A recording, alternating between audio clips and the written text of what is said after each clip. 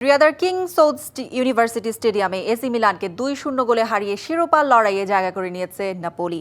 ম্যাচের শুরু থেকেই দুই দলই খেলে আক্রমণাত্মক ফুটবল। প্রথম 5 মিনিটেই সুযোগ পায় দুই পক্ষ, তবে ধীরে ধীরে বলের দখল বাড়াতে থাকে নাপোলি। 39তম মিনিটে হয়লুন্ডের কাটব্যাক থেকে সহজ ফিনিশে দলকে এগিয়ে দেন ডেভিড নেরেস। বিরতির পরও চাপ বজায় রাখে নাপোলি। 64তম মিনিটে হয়লুন্ড নিজেই গোল করে ম্যাচে ফেরার চেষ্টা করলেও মিলানের একের পর এক আক্রমণ ব্যর্থ হয়। শেষ পর্যন্ত 2-0 ব্যবধানে জয় নিশ্চিত করে নাপোলি। সোমবারের ফাইনালে নাপোলির প্রতিপক্ষ হবে বোলোনিয়া অথবা ইন্টার মিলান। অন্যদিকে সিরিয়াতে টানা 14 ম্যাচ অপরাজিত থাকলেও 2 সপ্তাহের মধ্যে এটি এসি মিলানের দ্বিতীয় নকআউট বিদায়।